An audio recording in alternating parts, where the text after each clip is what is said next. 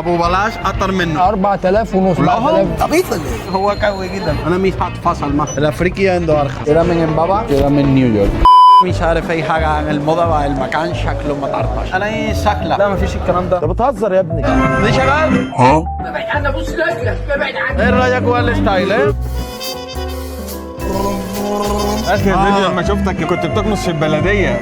شريف انا اسم العمور. انا عايز حاجه شيك، حاجه ما طرشم. الله دي بتيجي مع العروسه؟ اتنين عروسة. اتنين؟ واحد لمامتي وواحد لجدتي وواحد للعروسه مش موجوده. ده بكام؟ ده 15. 15 جنيه. انت عندك فكه؟